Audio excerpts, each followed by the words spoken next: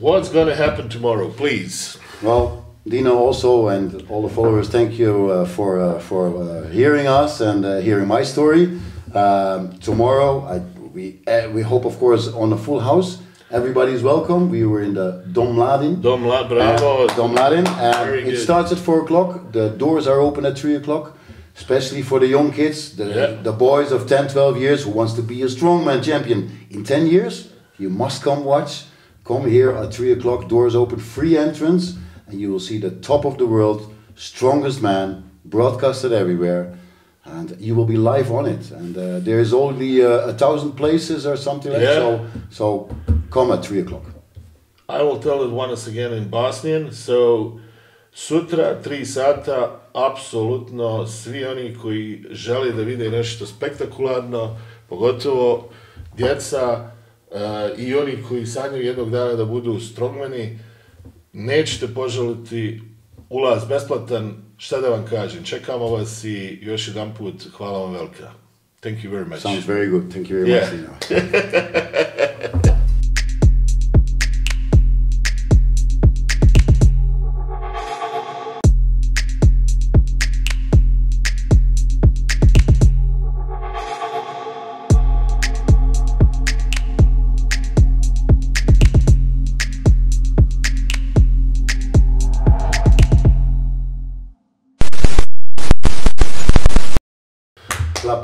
Klapa. Ladies and gentlemen, I have a huge pleasure to introduce a very interesting person, Mr. Marcel Mostert from Holland, and he is director of Strongman Champions League. Welcome to Sarajevo, and I think it's your first time to Sarajevo. First of all, welcome to you as well, Dino, and nice to have me here. You know, it's a pleasure. It's a huge pleasure. It's a pleasure. Pleasure's all mine. Yes, nice meeting you. We had some nice talks and drinks already, so we're in a good mood. What was your question again? First time in Sarajevo? Yeah. No, it's not my first time in Sarajevo. Actually, I was here. My first time in Sarajevo was 20 years ago, like 1 year after the war. Wow. Yes, and I fell directly in love with the country and with good friends here. So it's not my first time. I came already many times, and I'm back again here. I'm glad that you're back. And can you explain us a little bit more precisely what brings you this time to Sarajevo? Well, this time brings me to Sarajevo, of course, also to visit my good friends here in Sarajevo. But we are doing also something special, which is the World Strongman Championship, Strongman Champions League. Yeah. And it brings the top of the world from strongmen, from really big guys who gonna fight here for the ultimate, for the title, the world title. After 15 stages, like in Formula 1, they are here now, and tomorrow we're gonna crown the world champion. So you are the guy who is the responsible, who brought the 12 strongest people in the world to Sarajevo, and tomorrow we will have a king, the strongest one. Yes, well, you can say I'm responsible, but actually they are responsible themselves because they have to qualify for the finals. Oh, yeah. But yes, if you go further back, I'm the founder, you know, and the organizer of the whole Strongman Champions League. And I am very long time in Strongman already. Beautiful to hear that. And probably what would be also very interesting to hear, tell me something about the idea of Strongman. How you started, because you are a founder, as you said, and practically how all started.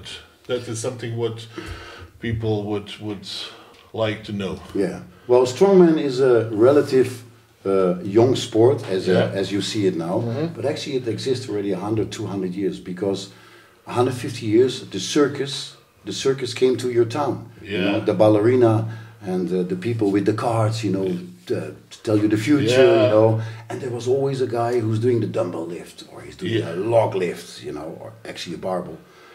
And then this was every year in our countries, in Europe, it spread to America, Canada. But then 50 years ago, there were a few people, they say, hey, but we can make something bigger out of this. We start to lift cars and to pull a truck That was not, of course, 150 years ago, but 50 Definitely, years ago it was. yeah. So yeah, let's pull trucks and let's pull cars and let's pick up fridges, you know. Yeah. And then I came into the stage 40 years ago almost, you know, and I said, 40. okay, yes. 40 years, you look like a 20. Thank you very much. Well, I was a 20 then, yeah. You look now. I came in 89, I'm in Yeah. the sport since 89, and then I developed the sport more, and I founded, with a colleague of me, we founded the Strongman Champions League. Yeah. And from there on, we made the sport bigger, bigger, bigger. And there came other organizations, and you know the pyramid gets wider and wider. And now in 2023, it's a really big pyramid with thousands of strongmen in the world. Mm-hmm. But the top 12 are here today. Can you tell me I will compare that to, let's say, the people in Europe know, for example, Champions League. You have some Grand Prix, and tell me something more about the system. Yeah. How it looks like. Yeah. Well, you know, I always say to the people, you want to understand Strongman Champions League? Mm-hmm. Then I ask them, do you know Formula 1? Yeah, Formula 1. Which the most people know. So we are like Formula 1. Yeah. But we don't do it with the race cars. We do it with Strongman equipment. But it's the same. We have 16 stages. We go all over the world. From China, Africa to America. We do 16 Grand Prix, so to say, or Strongman From all over the world. From all over the world. And competitors all over the world. All over the world. And some have to qualify to get into the competitions. Yeah. And we do the same. Even our point system is the same as Formula 1. So the winner gets 25 points, the number second gets 18, 15. And then on the end, after 15 stages, on the end, we have the last stage, and we will crown the world champion. And that's going to happen tomorrow in Sarajevo. It's going to happen tomorrow here in the Dom Mladin, the old Sarajevo from 1984, the beautiful arena. And it's going to happen there, Strongman Champions League, World Finals, to crown the world champion. First of all, on behalf of the whole Bosnia and Herzegovina people, I would like to tell you that we are very grateful for that. Thank you. And that means a lot for all of us, and I think also for the whole region. Yeah. And this is going to be also the huge opportunity to popularize this sport in this part of Europe. Definitely. I had some information that more than 115 TV stations all over the world are broadcasting directly. Yes. That we are we are on several platforms. We are on a lot of TV stations. For example, we are on a national TV in Holland, Finland, Norway, Sweden, stuff like that. But we're also on platform, you know, like Rakuten and Plex and so on. And you can even get it here in Bosnia, 24 hours long. You know, you go to the platform, you know, and you can see it. You can see all the stages, what we do. You know, and we broadcast worldwide in more than 115 countries. So we can say tomorrow Sarajevo will be again the capital of the world. Oh yeah, oh yes. Sure, Thank you so much, Mr. Thank you so much. Tell me something what would be very interesting for a lot of guys. You know, when you are young, you are dreaming about to be strong and to be strong, fast, and rich. Yeah, fast and rich. That's what I want to do. Not crazy. Exactly. I would like, just for example, I have just let's say 15, 16. When is the best time to start with the sports? And how can I start the sport and be a part of competition? Yeah. Good question. First of all, I have a gym myself, so I don't know everything about sports. I did sports myself, and I always say to my people as well, don't start earlier with the fitness or with the gym, not earlier than 16. 16, because you're still growing. Your body is growing by itself. But with 16, you start to learn the techniques of lifting and everything, and it's a good time period to start that.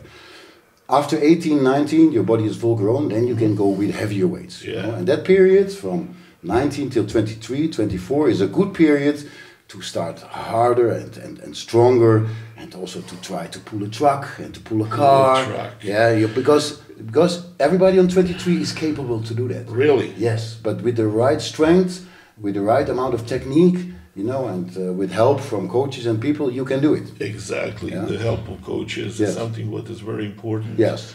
Do you have some special coaches, or they're just regular fitness coaches? No, there are these days.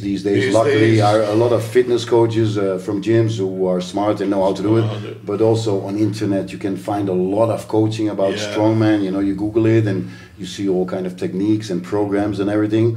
But main course, of course, the main thing is you must really want it. You must feel the hunger.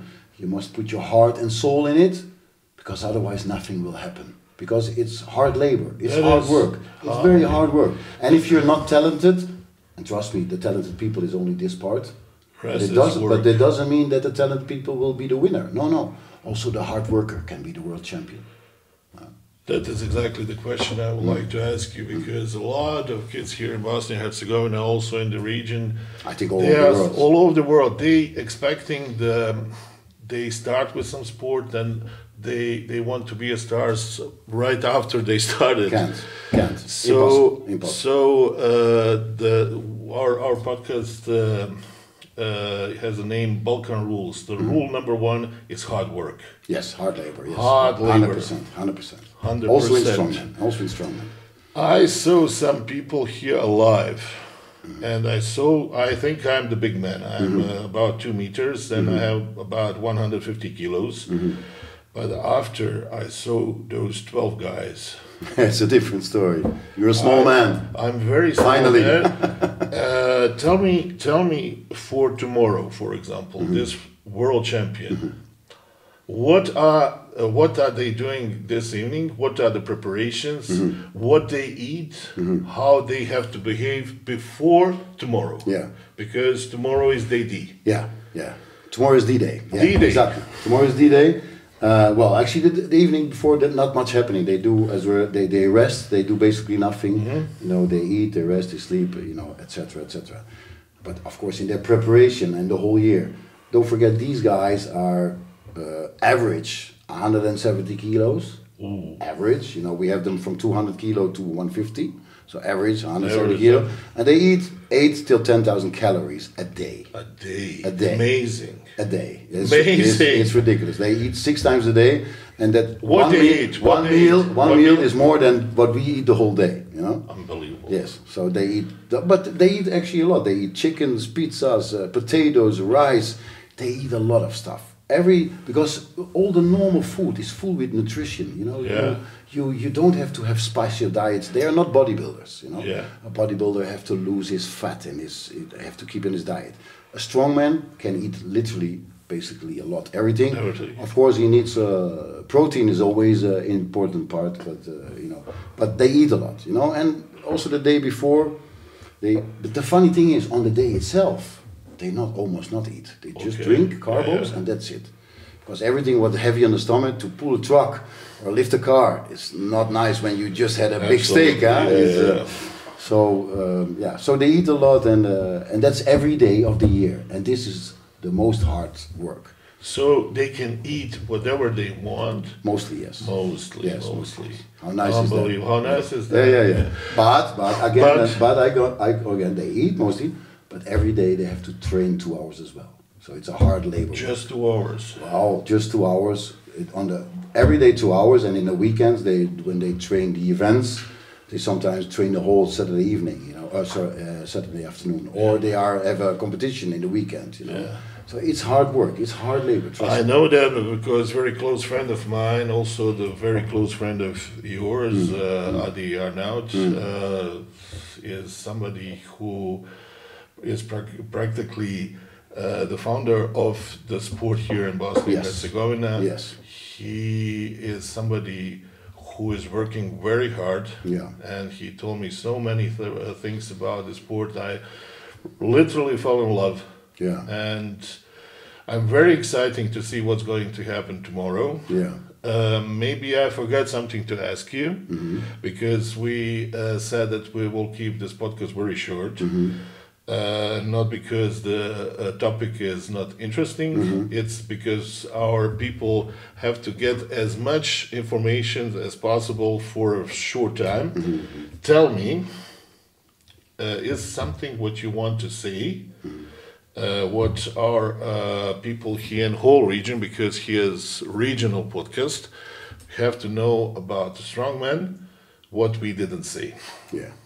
Well, you know, Strongman Sports and me, 40 years in Strongman, you cannot tell in a half hour, right? Yeah. But this is clear. So, well, as you mentioned, and I just want to mention that as well, Adin, actually Adin Arnaud is a good friend of me during the years, of course, and he competed in our lifetime, of course, and he did some really good shows. And he set up here a Strongman society. Kind of. We did some competitions before here in Bosnia, also with him, and thanks to him. And he has his new pupil, as I can say, Damir Strojl, you know, who is also competing in the finals tomorrow. So he's there. So there's the local Bosnian man, and I'm very happy to have him. And we will cheer for him. Yes, for sure. But also that is thanks to Adin, and Adin also tries to make the sports wider. And I told him as well, you know, it is important to make your sport wider. Why? Because if you can build the pyramids more and more wide, I mean, if the pyramid is like this, it's small, but you need a wide pyramid, so more people come in and more people go into the sport, it gets more interesting, and you will find more champions, because also in your country here, there are so many big, strong guys. Definitely. But they just don't know it. That is... Because they don't have the tools. Where should they go? Where can I pull a truck? Where can I pull a car? Where can I lift an Atlas stones, which is in our sport like a king of events, you know, a log lift and an Atlas stone. But you have that only on certain places. For example, on the training place from Adin. Yes, and there are more places in Bosnia. But this, you know, should be more popular as it is in other countries. And of course, for me, it's easy to talk in some countries because we in Holland have our first broadcast of the Dutch strongest man, let's say, was in 1978 on TV, and in England and America as well. We started it all in 1978.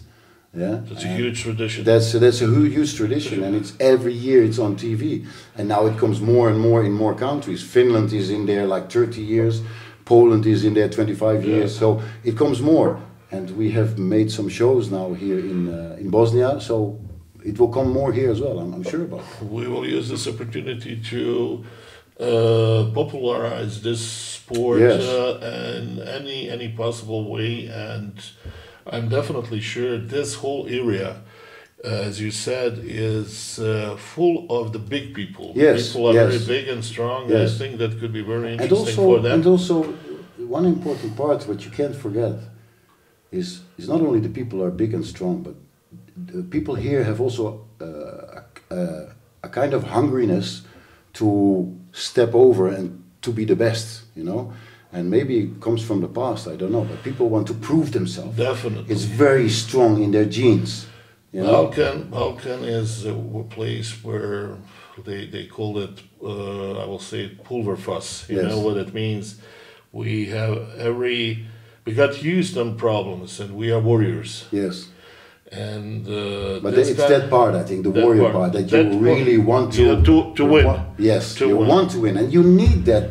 You need that hunger, otherwise you will never succeed. So you think this part of Europe could be very interesting? Very, very interesting, I'm sure. So I call all people who want to be future Strongman champions to come to our place of Adin. Yes, come to us. Otherwise, they can also contact our podcast. We will provide your information, and we will do absolutely everything to You send some Atlas stones with the post, yes? Yeah.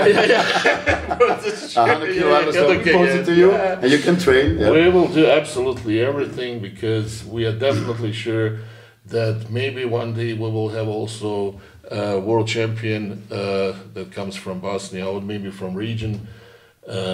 Nothing is impossible. Nothing is impossible. Absolutely. Yeah, I've seen the most craziest in our sport. Nothing is impossible. Tell me one more thing. You said the cradle of the sports is England or Holland? Where did you start? Where the most the people? Where? What's the place from the most champions are coming from? From where the most champions coming from? Well, because you are from the let's say the most champions from the Nordic region. Nordic region, Vikings. Yeah, the Vikings, big guys. You know, the Icelanders, Finns. You know, that's the creator. He is strong. But like you. Yes, well, like me. I'm not that big as them, but I'm not small either. Yeah. But also during the years we saw, and that's again because we made the pyramid wider because we put in the former East Bloc, you know, like the Poland and Hungarians and Lithuania, Estonia. No, also from Yugoslavia. Yes, also from there comes a lot of champions, you know. Yeah. So yes, and so now we try to also, you know, the side here on this side. Give us some time. Give us some time. Oh, sure, definitely, sure. I'm sure some results will. I have a lifetime still to go. You know, so I'm 40 years in sport. I can go another 40 years. You know, the reason this is another thing what I tell to a lot of people. The reason why I am so long in this sport, is because I love the sport. Yeah. I have really all the passion for the sport, and when people talk with me, they feel that passion because the passion is all there.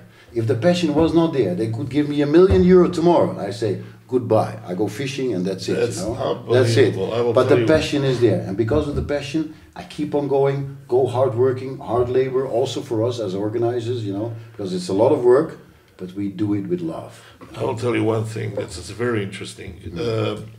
One of the very, very famous football players who is coming from this area, probably you heard of him, he was very famous. He played for Real Madrid, Predrag Mijatovic. After he was the sport director of Real Madrid. And you know, when you're in a spotlight, and when you're a sport director of Real Madrid, and when he brought the Beckham, Ronaldo, at that time Zidane, to Real Madrid, first thing the people associated with him is money. Yeah. But he said that's completely wrong. Yeah, I agree. He said one thing, exactly what you said. Yeah.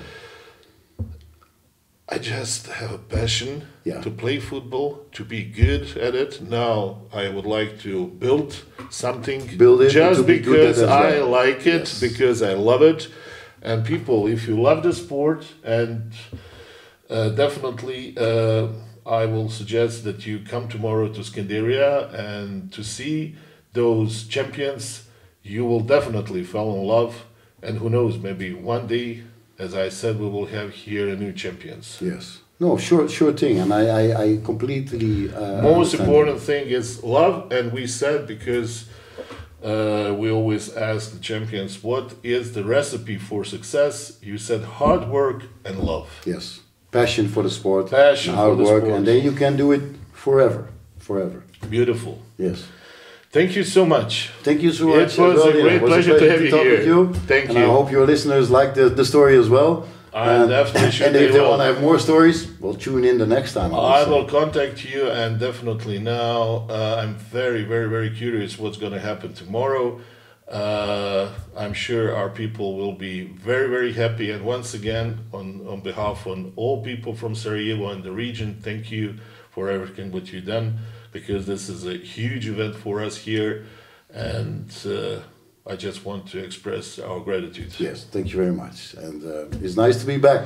Beautiful. Okay. Thank you very much. Yes, bye-bye. Bye-bye.